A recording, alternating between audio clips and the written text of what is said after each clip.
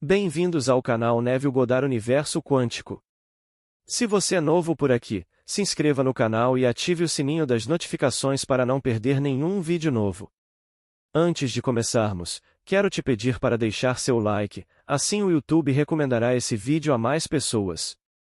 E se quiser apoiar o canal e esse movimento de despertar, é só clicar em Seja Membro. Sua presença faz a diferença. Muito obrigada. Vamos à palestra de hoje. Criação. De 2 de setembro de 1965. Esta noite, se eu fosse dar um título, seria a Criação. Quando lemos Blake, ele nos diz que toda a sua obra, do começo ao fim, é visão. Não é um mito, não é alegoria. Ele nos diz que mitos e alegorias contêm uma certa dose de visão, mas não 100%. Ele disse que o Antigo Testamento e o Novo são visão do começo ao fim, que vivemos em um mundo de teorias em constante mudança, e, no entanto, existe um mundo de verdade imutável, e a Bíblia é verdade imutável do começo ao fim. Ele a viu exatamente como ela é, e escreveu um livro chamado Uma Visão do Juízo Final. Uma visão. E nessa visão ele conta uma história perfeitamente maravilhosa. Bem, posso testemunhar a verdade da sua visão. Não sou poeta, não pinto, e não consigo esculpir e gravar como ele, então preciso simplesmente confiar em palavras para contá-la. Mas ele podia pegar a visão como havia e capturá-la em forma poética, e podia gravá-la, e podia pintá-la. Foi o que ele disse em Uma Visão do Juízo Final. Muitos supõem que antes da criação tudo era solidão e caos. Esta, disse ele, é a ideia mais perniciosa que poderia entrar na mente, pois limita toda a criação à simples criação de coisas e depois à solidão. Limita toda a existência a isso. E agora, ele faz esta afirmação ousada, baseada na visão. A eternidade existe, e todas as coisas na eternidade são independentes da criação, que foi um ato de misericórdia. Pense nisso, tudo neste mundo agora, tudo isso aqui, existe independentemente da criação, que foi um ato de misericórdia. Temos que extrair desse pensamento o que ele quer dizer com criação, pois ele nos diz que tudo aqui existe. Entrei pela porta há apenas um segundo. Se você tivesse me fotografado em ação, haveria um quadro com muitas fotos individuais. Ele está me dizendo que cada uma delas existe. Parado aqui fazendo isso, esses são quadros diferentes, e todos eles existem. Tudo no mundo existe independentemente da criação, que foi um ato de misericórdia. Se ao menos pudéssemos extrair desse pensamento o que ele quer dizer com o uso da palavra criação. E esta noite, acho que podemos, pois eu a vivenciei. E acho que podemos. Mas ele vai mais longe, dizendo: por isso se verá que não considero nem o justo nem o ímpio como estando em um estado supremo, mas sim como sendo cada um deles estados de sono em que a alma pode cair em seus sonhos mortais do bem e do mal quando deixa o paraíso seguindo a serpente. Ele não usa uma palavra fora do lugar. Este grande poeta é tão cuidadoso no uso das palavras, que quando usa a palavra serpente ele fala sério, e quando usa as palavras deixando o paraíso, ele fala sério. O mundo pode sorrir e rir disso. Não importa realmente o que o mundo pensa. Realmente não importa inúmeras teorias. No meio está a verdade imutável. E ele viu a verdade como foi revelada nas Sagradas Escrituras. Agora, vamos olhar para isso através dos olhos do místico. Eu lhe faço uma promessa, e isso não é especulação, estou apenas lhe contando o que vivenciei. Não acho que alguém estaria aqui, realmente, esta noite ou em qualquer noite, aliás, que não estivesse à beira do fim, eu realmente não acho. Se você veio apenas para criticar ou de alguma forma perturbar, tudo bem, mas aqueles que são sérios e vêm, não acho que alguém viria com tanta frequência quanto você que eu não incluísse no rebanho do fim, o fim desta era. Isso continua para sempre, é para sempre. A eternidade existe todas as coisas na eternidade, independentemente da criação, que é um ato de misericórdia. Agora, tenho certeza de que você não ficará chocado se levarmos isso a um nível que todos possamos compreender. Quem é Jesus Cristo?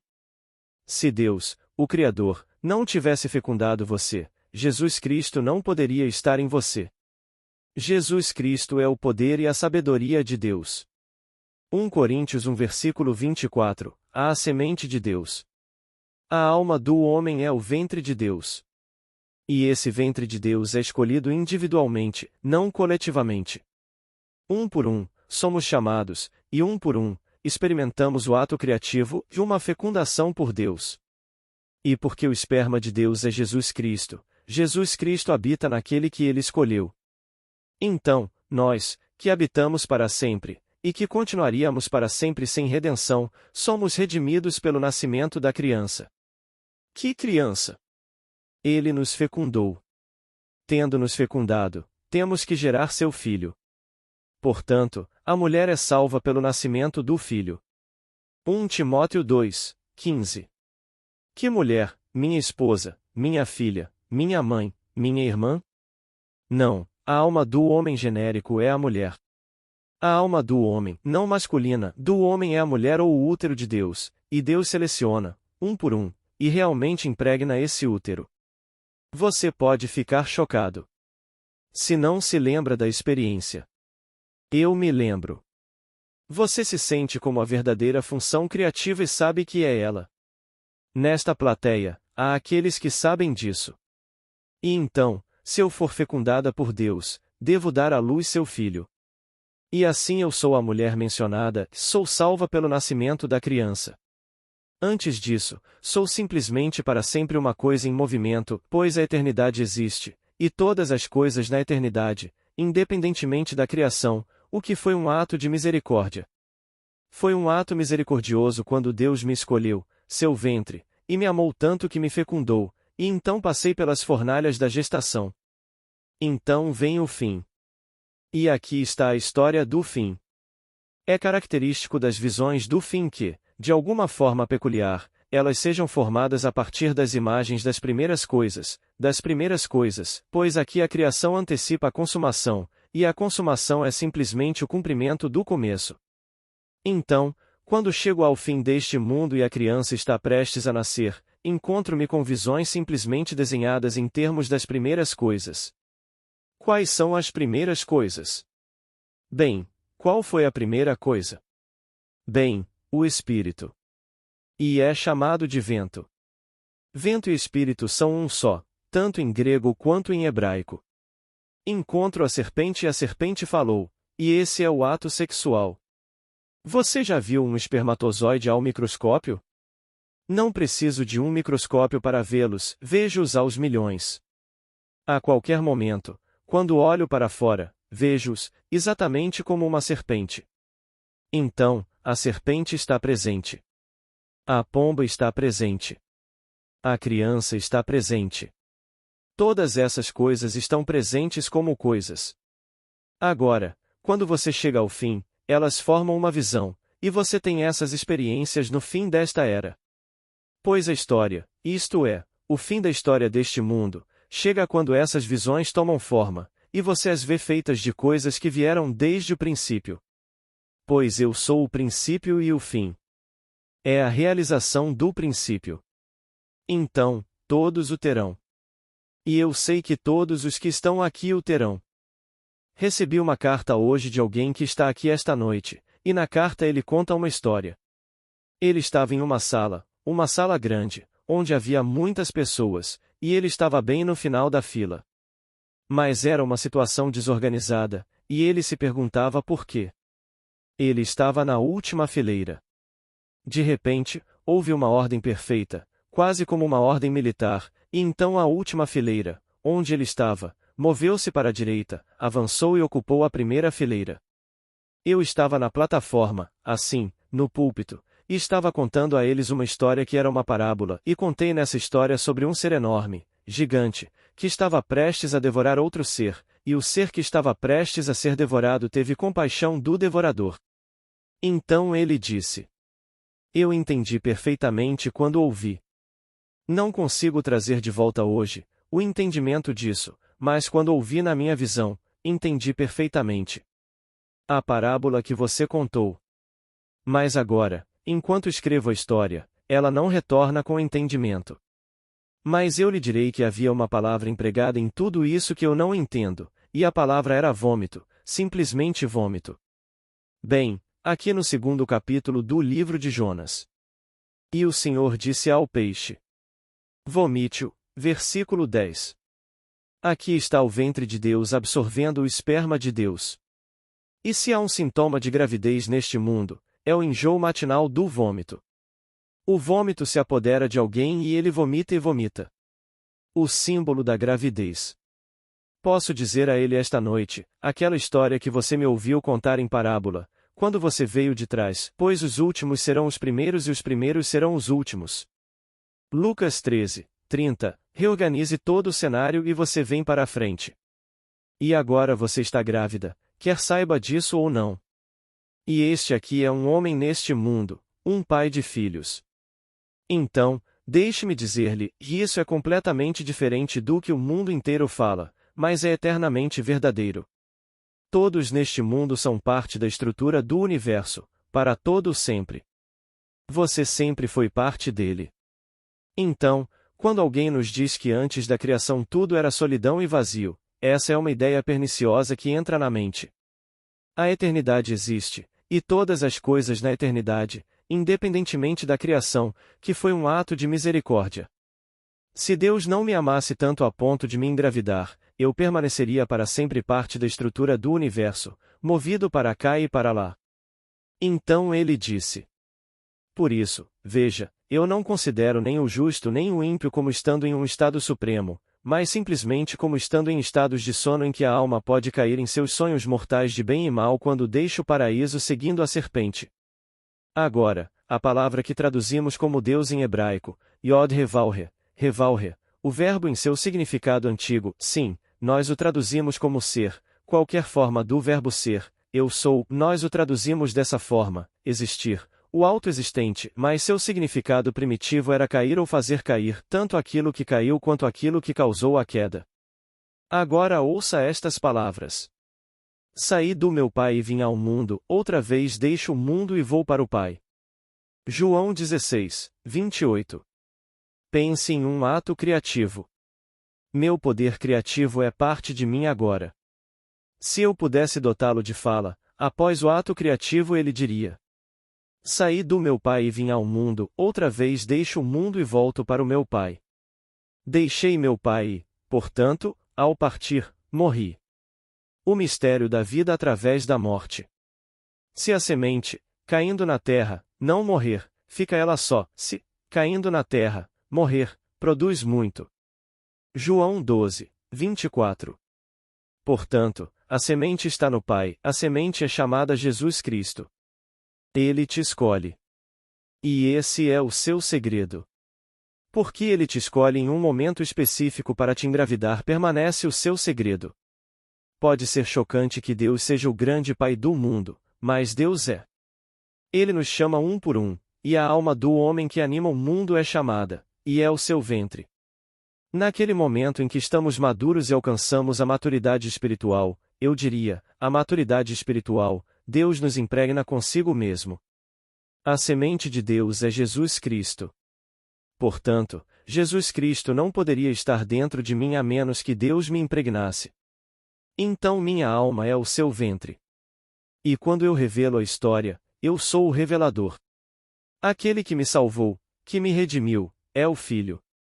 Portanto, o Redentor, o Revelador e o Criador são um, e esse um é Deus. Esse é o mistério. É uma trindade em unidade. Aqui está o Criador e eu sou seu ventre, e ele me selecionou, me impregnou, me permeou com sua semente, e a semente cresceu em mim, e então eu dei à luz seu filho. Assim, lemos no livro de 1 Timóteo. E a mulher será salva pelo nascimento do filho, traduzido incorretamente, mas corrigido em nota de rodapé. Pelo nascimento dos filhos. Não quaisquer filhos. Estamos aqui neste mundo gerando filhos e filhas para a escravidão. Cada criança nascida neste mundo, no útero físico, nasce na escravidão. É o outro nascimento que nasce para a liberdade, e é esse nascimento de que falo. Não é nascido de filhos. O último versículo do 2º capítulo de 1 Timóteo. E a mulher será salva pelo nascimento do filho, definitivo, não apenas um filho. Eu poderia ter 20 filhos neste mundo e todos nascidos na escravidão, mas quando esta criança vier, então serei liberto. Agora, aqui está uma história. O primeiro não foi enviado, o segundo foi enviado, e então ele retornou. Ele foi enviado para a escravidão, quando retornou, recebeu o manto da autoridade, o anel da autoridade e sapatos que o tornaram um ser livre, pois somente escravos andavam sem sapatos. Então a semente se afasta do pai. Em um orgasmo, a semente se afasta do pai e, quando completa sua jornada, retorna após essa experiência, e é uma com o pai. Se não se afasta, permanece para sempre uma com Deus, como a primeira criança que reclama porque não tem o manto e não há bezerro cevado para sua grande vitória, e não há anel nem sapatos. Mas se ousa se afastar do pai, então a partida é morte, ele morre, mas ao morrer se vivifica. Porque, assim como o pai tem vida em si mesmo, também concedeu ao filho ter vida em si mesmo. João 5, 26. Então eu estava morto até ser permeado pela semente de Deus. Eu não tinha vida em mim mesmo, eu era uma forma animada neste mundo. Eu o vi. Eu o parei e o iniciei, e então o iniciei novamente, e o parei novamente. E todo o vasto mundo existe, e todas as coisas nele, independentemente da criação, o que é um ato de misericórdia. Quando Deus seleciona essa parte, chama você e o impregna, é um verdadeiro ato criativo, posso lhe dizer. O ato criativo neste nível é monótono. Por mais alegre que seja, é monótono, não é nada comparado a esse nível. Quando Deus toma aquele útero que é a alma do homem e o seleciona, o impregna e o penetra com seu filho, o filho se afasta do pai e morre no útero que é a alma do homem. Então, porque tem vida em si mesmo, ele cresce, e a alma do homem, que é o homem, dá à luz a criança e revela quem é Deus. É o pai daquela criança. Não consigo encontrar o pai agora, mas sei que dei à luz a criança. É algo vergonhoso o que me aconteceu? Não consigo me lembrar bem. Mas sei que dei à luz esta criança exatamente como me disseram que faria. Talvez eu não consiga me lembrar bem daquele momento quando acordo. Eu me lembro, mas talvez você não. Mas me lembro vividamente, o momento da fecundação, e então vem o nascimento da criança. Portanto, eu sou o revelador do poder criativo de Deus. E aqui está o poder criativo incorporado em uma criança, ele é o Redentor. Pois eu, a noiva, o ventre de Deus, não poderia ser redimida sem o nascimento da criança. Então a criança é o Redentor, eu sou o revelador, e aquele que me fecundou é Deus, o Criador, e nós três, a Trindade, somos um Deus. Então, este é o grande mistério de tudo isso. O vasto mundo inteiro existe, bilhões de nós, e mais ainda estão chegando. Apesar de todas as tentativas de impedir a chegada de roupas, eles não vão impedir. Eles não vão impedir, eles virão e virão aos bilhões. O mundo pode cuidar deles, apesar de tudo o que dizem. Acabei de ler aqui que nosso governo está tentando fazer com que nossos agricultores reduzam em 15 ou 20% a produção de suas terras. O mundo passa fome. E nós temos um excedente. Ouvi o grande George Washington Carver pouco antes de morrer, e ele disse que poderíamos alimentar e vestir o mundo inteiro com os produtos e subprodutos das regiões do sul dos Estados Unidos. Não a parte norte, a linha Mason-Dixon, traçar uma linha, e o que poderia crescer no sul desta terra. Ele poderia, com seu conhecimento do que chamou de terceiro reino, o reino sintético, vestir e alimentar o mundo inteiro. Não apenas a nossa terra, todo o vasto mundo, com seu conhecimento do terceiro reino, que ele chamou de reino sintético. Agora estamos tentando, apesar da fome em outras partes do mundo, temos um problema aqui com excedente, então queremos simplesmente parar de produzir tanto quanto produzimos. Isso é apenas um símbolo de produzir tanto quanto produzimos fisicamente em crianças. É tudo sintomático. Vocês não vão conseguir impedir isso. Mas vocês estão aqui. E eu lhes digo, porque vocês estão aqui, vocês são os ventres que Deus chamou. Chegou hoje uma carta que me emocionou além da conta. Pois aqui estava ele na última fila, e os últimos serão os primeiros. Há uma reorganização completa em perfeita ordem, como uma ordem militar. Eles saíram da última fila, avançaram, vieram para frente, um homem contando uma parábola, a parábola deste ser grande e gigante prestes a comer outro ser, e o outro ser prestes a ser comido teve compaixão do devorador. Vejam quem é Jesus Cristo. O útero não consumiria o germe, o esperma. E ele tem compaixão. Ele se afasta de seu pai, é um ato compassivo e misericordioso que é o ato criativo, e ele entra no útero. O grande útero comeria e o esperma, sabendo que será comido e, portanto, morrerá, é compassivo e tem compaixão do gigante que o comeria. Mas ao comê-lo, ele morre. Se eu não morrer, não poderás viver, é o que diz ao útero, mas se eu morrer, ressuscitarei, e tu comigo. Jeremias. Assim, ele tornará o útero, que era apenas um ser movido por uma força alheia, agora vivo em si mesmo, pois o Filho está dentro dele e o Filho tem vida em si mesmo. Ao dar à luz este ser, ela é a noiva do Senhor.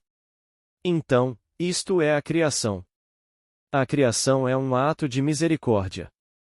Sem este ato de misericórdia, você e eu somos apenas partes eternas, da estrutura do universo.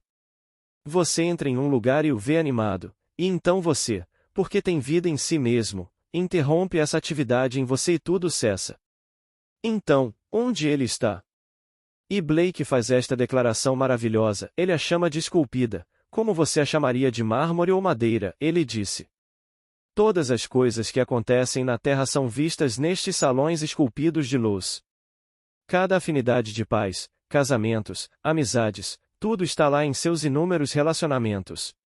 Você não pode conceber uma situação na Terra que não esteja esculpida lá, e ele usou a palavra esculpida deliberadamente. Está lá, está tudo esculpido, e está morto até que você, com vida em si mesmo, a anime. Portanto, um homem justo ou um homem perverso, não os culpe. Até que algo aconteça dentro deles, eles não podem deixar de cair nesses estados. Então Deus nos seleciona um por um. É um romance perfeito. Deus é o grande pai que seleciona o útero, um por um, quando está maduro, e te seduz, e então o impregna, e a semente que permeia esse útero é Jesus Cristo. Jesus Cristo, seu próprio poder, o poder e a sabedoria de Deus é Jesus Cristo. Então você, permeada por ele, impregnada por ele, após uma jornada, você dá à luz o filho dele. Mas ele prometeu que nunca a deixaria na eternidade, e quando você der à luz o filho dele, você e ele serão uma só pessoa. Ele se apegará ao seu útero, à sua noiva, à sua esposa, até que se tornem uma só pessoa e a única pessoa é simbolizada na criança. Agora, isso pode não fazer sentido para ninguém no mundo exterior. Acho que fará para você, pois você tem vindo ao longo das semanas, meses, para alguns de vocês, anos. Bem, esta é a verdade da criação, criação no verdadeiro sentido da palavra. Para você, como homem, como mulher, você é uma parte eterna da estrutura do universo. Mas a criação é algo completamente diferente, movendo você deste tempo para uma era completamente diferente, onde você tem vida em si mesmo, e todas as coisas estão então sujeitas ao seu poder imaginativo. Até partirmos deste tempo, somos simplesmente movidos como o vento, movidos como qualquer coisa no mundo. Espero que todos aqui, e nem todos escrevem uma carta, aliás, o sujeito cuja carta recebi hoje disse. Não consigo me lembrar. Eu sabia naquele momento, eu entendia perfeitamente a parábola que você contou, mas enquanto escrevo, não consigo me lembrar do significado da parábola. Mas vou lhe contar qual era o esboço da parábola. E então ele disse. Eu quase. Esta noite, quando falei com ele.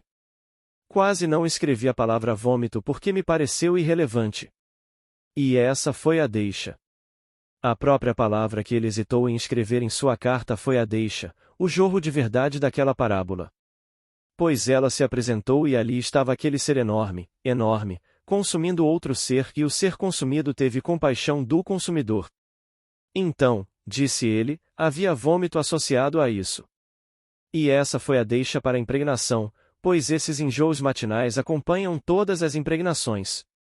E lemos isso no 2º capítulo do livro de Jonas. Agora, eu lhe diria, e vá ao mundo e conte a história de Jonas. A história de Jonas é para ensinar o arrependimento a todos os seres neste mundo. Que o pratiquem, só isso. Que pratiquem a arte do arrependimento e, praticando o arrependimento, se tornem um útero qualificado para receber a fecundação de Deus. Foi tudo o que Jonas ensinou. Jonas foi a Nínive e ensinou o arrependimento.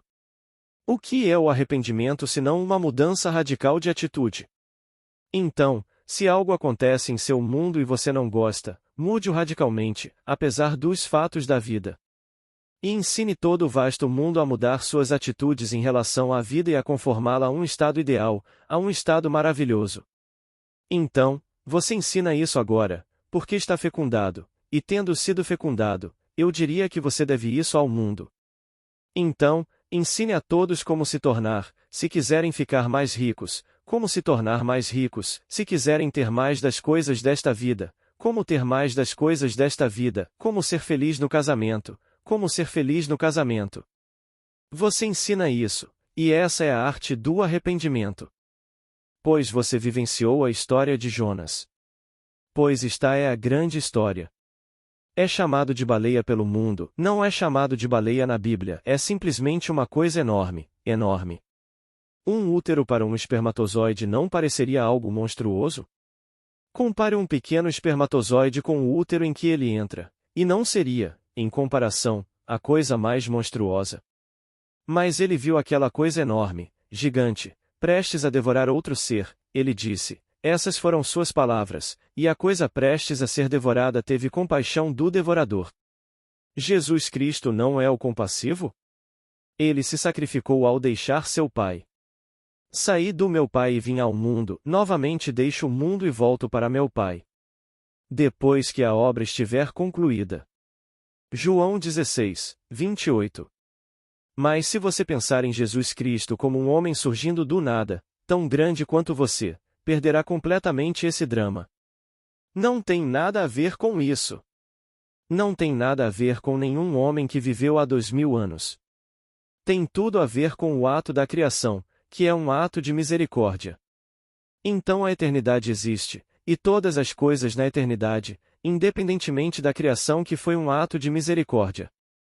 Por isso, disse ele, você verá que eu não considero nem o justo nem o ímpio como estando em um estado supremo, mas como cada um deles estados do sono em que a alma pode cair em seus sonhos mortais de bem e mal quando deixa o paraíso seguindo a serpente. Eu tenho uma imagem em casa, é um desenho antigo deste ser majestoso, é o homem, com uma pomba na cabeça, e lá está ele, em perfeita forma criativa, erguido, e de pé diante dele está esta alta, exatamente à sua altura, uma serpente. Aqui a serpente tem uma mão e a serpente está colocando em sua boca uma fruta. É um desenho muito, muito antigo. Agora você sabe quem é a serpente. E aqui lhe é dito. Há um vazio fora da existência que, se penetrado, engloba a si mesmo e se torna um útero. Sim, há um vazio. Vá para fora de todas essas coisas, pois todas essas coisas existem para sempre, mas há um vazio fora da existência que, se penetrado, engloba a si mesmo e se torna um útero. E chegará o dia em que, se você não teve a experiência, você a terá, pois você é escolhido. Você é o útero escolhido pelo seu próprio amor eletivo, e você terá a experiência de ser a própria função criativa, o útero de Deus. E você terá uma experiência criativa nas mais altas intensidades, e então dará à luz a criança. E então você será redimido. Você não faz mais parte deste tempo, você pertence, a partir de então, a uma era completamente diferente, permanecendo aqui apenas o tempo suficiente para contar a experiência, para contá-la àqueles que ouvirem, seja uma pessoa ou uma multidão. Agora, vamos entrar no silêncio. Pergunta inaudível. Resposta. Bem, a questão é: o que acontece com aqueles que não acreditam em Deus? Bem, podemos ter diferentes conceitos do poder criativo. Até que sejam chamados, eles são partes da estrutura eterna do universo. Você não pode pará-lo. Não consigo explicar como esse amor eletivo de Deus opera, eu não sei. Se eu soubesse, eu lhe contaria. Pergunta inaudível. Resposta. Ótimo, muito bom, minha querida. Tudo isso faz parte do ensinamento aqui sobre a lei. Atos imaginários criam a realidade. Você pode criar tudo neste mundo e ter tudo o que quiser se souber como usar sua imaginação, pois tudo isso se baseia nisso. Mas o que quero dizer é que o objetivo da história, o verdadeiro objetivo da história, é um retorno ao começo. Não no sentido de um ciclo histórico que apenas se repete, mas no sentido de que a intenção original do Criador será cumprida. Sua intenção realmente era devolver seu filho como ele mesmo. Ele enviou seu filho ao útero e o trouxe de volta, amadurecido, como ele mesmo. Pergunta. Depois que tudo isso acontece, você ainda encontra provas para superar? Resposta. Depois que acontece? Você ainda está usando uma vestimenta de carne e essas vestimentas de carne estão relacionadas ao mundo animal. Isso faz parte do mundo da besta. Eu não posso impedi-lo. Eu preciso comer, devo fazer todas as coisas que o mundo animal está fazendo, faz parte do mundo animal. Quando ele é retirado após essas experiências, você tirou o animal pela última vez, e você é Senhor, um com seu Criador. O Criador, o Revelador e o Redentor são um e eles são Deus. Pergunta. Algumas pessoas morrem nesta vida e nunca têm nenhuma dessas experiências. Resposta. A maioria. A maioria, 99,99, e todos eles são restaurados à vida apenas para morrer novamente. E todos estes estão sendo preparados. Enquanto Deus os prepara, Ele está selecionando o útero para sua fecundação. Seu filho, aquele poder que é chamado de a criança no capítulo 8 do livro de Provérbios, eu sou o primeiro dos seus feitos mais antigos, o primeiro ato criativo, e eu estava ao lado dele como uma criança. Versículo 30. Quem me encontra, encontra a vida, quem me erra, fere a si mesmo, quem me odeia, ama a morte. Versículo 36. Então, a resposta à sua pergunta. Aqueles que dizem que não há Deus e que odeiam a própria ideia de tal teologia querem controlar este mundo e encontrar algum cientista ou cientistas que possam perpetuar a pequena vestimenta, continuar para sempre neste mundo e controlar o mundo. Bem, isso é um sonho falso, um sonho vão, porque eles não acreditam nisso, que é algo completamente diferente, que é um ato de misericórdia. Se não fosse por esse ato criativo de Deus, seríamos simplesmente formas animadas de um mundo morto. Pergunta. Então, há algo que devemos fazer para ajudar a concretizar isso? Resposta. O único ensinamento na Bíblia sobre isso é o arrependimento, é tudo o que consigo encontrar. Ele disse: o tempo está cumprido, e o reino de Deus está próximo, arrependei-vos e crede no Evangelho. Marcos 1 versículo 15. Crede na história. Aqui aconteceu. Alguém a tornou realidade, as primícias dos que dormiram, a primeira e verdadeira testemunha da sepultura. Bem, agora alguém retornou. A semente que foi plantada no ventre de alguém amadureceu e trouxe de volta a história da redenção, a história da ressurreição. Agora ele disse: crede, depois de nos dizer: arrependei-vos. Então, o primeiro mandamento foi arrepender-se, e arrepender-se é mudar radicalmente de ideia e sair e ensinar o mundo a mudar de ideia, apesar dos fatos da vida, apesar das aparentes realidades. Enquanto a razão dita: tudo bem, ela pode ditar, e eu posso achar difícil mudar de ideia quando a razão me força a aceitar a evidência dos meus sentidos e a sabedoria dos homens. Você pega. Há um sujeito nesta plateia esta noite que passou por uma operação dolorosa e por experiências dolorosas na remoção de cânceres de pele. E quando o médico disse: não posso lhe dar mais rádio, você já recebeu o máximo que eu posso lhe dar, e não é apenas uma operação cara, mas também dolorosa, então ele se voltou para este princípio de arrependimento. Ele simplesmente, em sua mente, manteve uma conversa interna consigo mesmo, dizendo que o rádio havia desaparecido. E ele continuou com os amigos como se estes lhe dissessem: bem, Onde eles estão? Ele disse: Eu não sei. Nem mesmo um traço de que eles estiveram presentes em meu rosto. E todas as manhãs.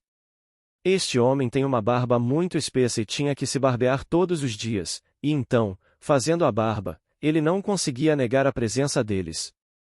Mas, interiormente, ele conversava com amigos como se eles não estivessem presentes. Então um desapareceu, o segundo desapareceu e o terceiro desapareceu, e todos eles se foram. Você pode ver isso esta noite. Eu desafio qualquer um a olhar para o rosto daquele homem com um microscópio e ver onde esses cânceres de pele estiveram presentes. Então isso é arrependimento. Ele praticou o arrependimento, então ele está preparado como um útero, amado por Deus porque obedeceu à ordem de Deus para praticar o arrependimento.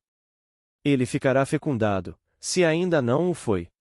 Estou convencido de que ele foi e está carregando o menino Jesus. Pergunta. Bem, existem diferentes níveis de arrependimento? Resposta. Eu diria que, com base em nossa compreensão do mundo, pode haver estados mais difíceis de superar, como, por exemplo, alguém que perdeu um braço.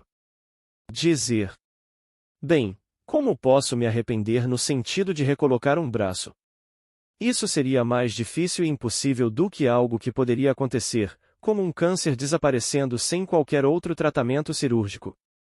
Mas, apesar disso, tive a experiência de braços perdidos, olhos perdidos, todos os tipos de membros do corpo perdidos, e eu passava por ali e tudo saía do esconderijo, por assim dizer, como se estivesse em algum reservatório oculto, e se moldava lindamente nas órbitas vazias, olhos, braços, pernas, todas as coisas, enquanto eu passava. Eu vi e vivenciei isso de forma tão vívida. Então, eu conheço o poder da nova era, onde o homem ascende a um novo mundo completamente sujeito ao seu poder imaginativo. Na verdade, eu não fiz nada. Eu era um com a perfeição, e caminhando por ali, sendo perfeito, nada em meu mundo poderia permanecer imperfeito, não poderia. Eu não tinha compaixão de ninguém, eu simplesmente caminhava demonstrando o poder da perfeição. Então eu conheço o mundo para o qual o homem entra quando essas coisas acontecem nele. Mas enquanto ele está neste mundo, todos nós somos submetidos a essa futilidade, certamente não por nossa própria vontade, somos parte da estrutura. Então Deus, em sua infinita misericórdia, nos redime por meio de seu Filho. Mas por meio de seu Filho, ele tem que nos impregnar com seu Filho. Ele é aquele poder masculino que realmente impregna o útero, a alma do homem, e, portanto, o filho se separa do pai e, portanto, morre. Cai na terra e morre, o útero, mas agora é vivificado e produz muito, e redime aquele útero no qual se enterrou. Esta é a história. Pergunta. Você considera esse abraço de poder e amor como uma impregnação? Ou existe outro tempo, outra experiência mística? Resposta. Não consigo conceber nenhuma emoção sexual comparável àquele abraço. Então foi isso, sim. Pergunta. 30 anos de gestação? Resposta. Sim. Mas não sei quanto tempo. Afinal, alguns consideram. Neste nosso mundo, temos intervalos diferentes. Só sei que, no meu caso, aconteceu em 29 e a criança nasceu em 59, então foram 30 anos. Depois, foram mais 3 anos, aproximadamente 3 anos e meio para o quadro completo. E assim se cumpriu a Escritura. Então, o que importa, porque sem isso somos simplesmente partes da estrutura do universo movidas para cá e para lá. Mas Deus, em sua infinita misericórdia, se apaixona pelas almas preparadas, e a alma preparada do homem é o útero de Deus. Então, alguns de nossos cientistas estão certos em certos níveis, como um Freud, ele acha que a coisa toda é sexo. Bem, ele não está totalmente errado. Boa noite. Agradeço por todos que chegaram até aqui. Deixem seus comentários e sugestões para novos vídeos. Compartilhem com familiares e amigos. Muito obrigada. Paz e bênçãos na vida de todos.